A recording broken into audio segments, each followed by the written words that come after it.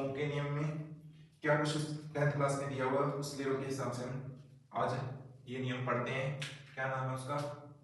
ओम ओम का नियम। ओम का नियम।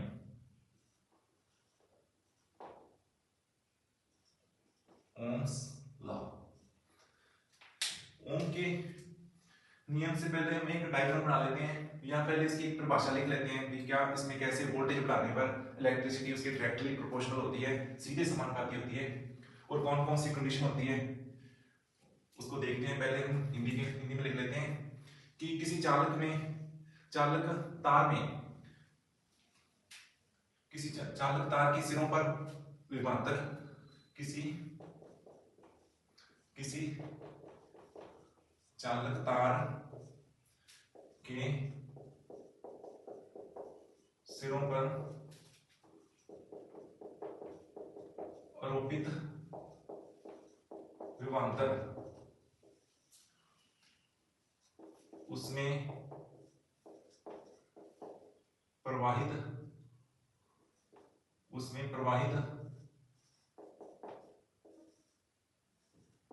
धारा के सीधे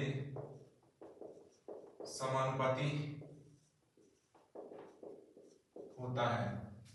शर्त क्या होती है? बेशर्ते कि चालक का जो टेम्परेचर है, तापमान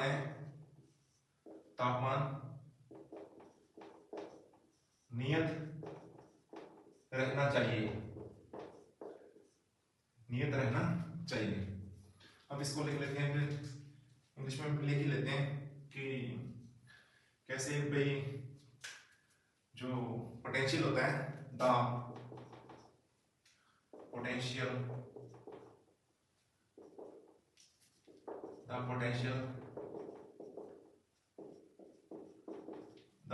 डिफरेंस जो कि V होगा, तो द पोटेंशियल डिफरेंस इज, या फिर जो भी पोटेंशियल डिफरेंस लगेगा किसके? कंडक्टर की, the potential difference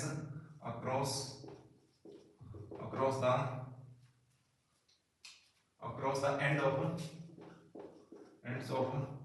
a conductor directly क्या होगा? वो प्रोपोर्शनल होगा, directly proportional to the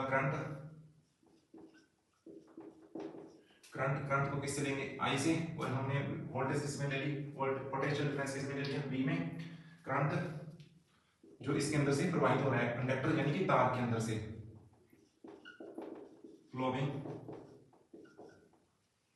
flowing क्या आएगा इसमें? थ्रू इट, जो इस कंडक्टर तार के अंदर से जो करंट प्रवाहित होगा वो किसके डायरेक्टली प्रोपोर्शनल हो गया? एक पोटेंशियल डिफरेंस की हो गया। ठीक है, हाँ, इसमें वो वही शर्त क्या थी? टेम्परेचर क्या रहना चाहिए? प्रोवाइडेड द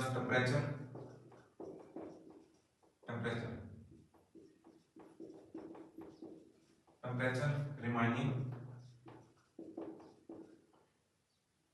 कांस्टेंट आ जाएगा, बस कांस्टेंट मतलब वो टेम्परेचर है जो उसकी फिजिकल, जो भी आसपास का टेम्परेचर, और भी कई कंडीशनें होती है, लेकिन मेनली टेम्परेचर जो होता है वो क्या होना चाहिए? उस कंडक्टर की चारों जो तार के जो आसपास का भी जो कंडक्टर का जो टेम्परेचर है वो क्या रहना चाहिए? कांस्टेंट रहना चाहिए, वो बदलना नहीं चाहिए।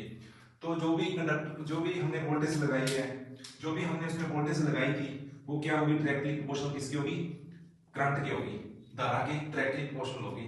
तो इस डायरेक्टली प्रोपोर्शनल, जो प्रोपोर्शनल के साइन को हटाना है, तो हमें क्या एक कांस्टेंट आएगा, V बराबर I R जो है यहाँ, तो ये तो वोल्टेज होगी, ये धारा होगी, एम्पियर करंट आ गया, ये R क्या आ गई? R यहाँ पे कांस्टेंट है। इससे कांस्टेंट का नाम क्या आएगा? ये नियतांक है, इसे क्या कहेंगे? इसे प्रतिरोध कहेंगे, रेजिस्टेंट कहेंगे इसे। रेजिस्टेंट होता है, ये प्रतिरोध होता है, प्रतिरोध। इसको किस में मापेंगे? इसको ओम में मापेंगे। ये इसका साइन होता है ओम का, इसको ओम में मापते हैं।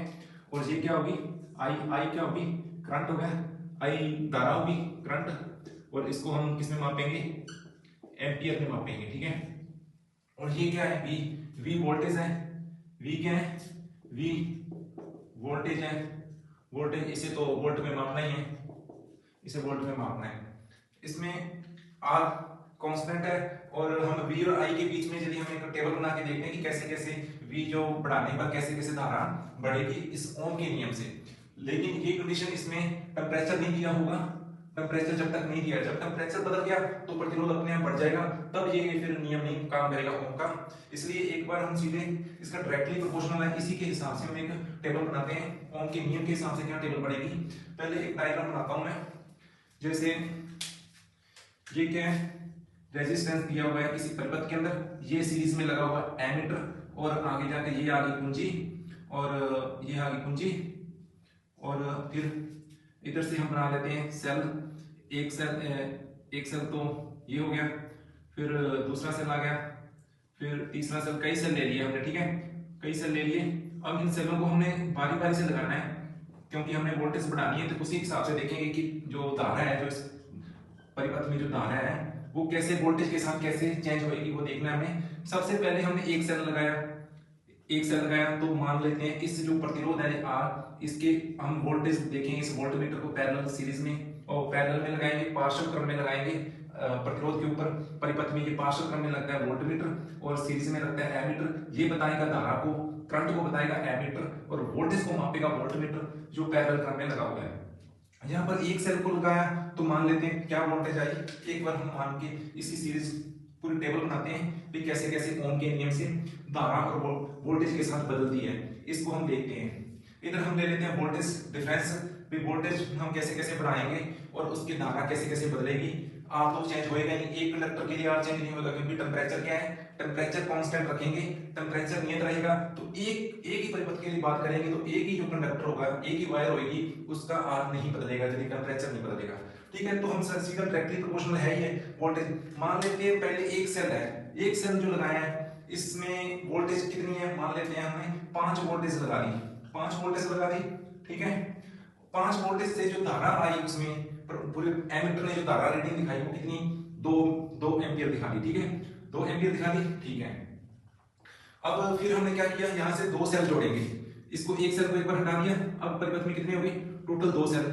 अब वोल्टेज बढ़ गई होगी, मान लेते हैं वो बढ़ के कितनी होगी, मान लेते हैं कितनी होगी बढ़ के, वो होगी, डबल कर देते हैं, 10 वोल्टेज होगी 2 सेलों की, 10 वोल्टेज होगी, ठीक है।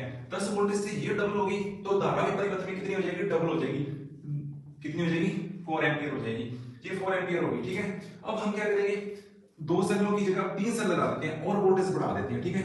अब 3 सेल लगा दिए तो वोल्टेज डिफरेंस और बढ़ जाएगा, तो जो करंट है वो कैसे चेंज होगी वो भी देख लेते हैं।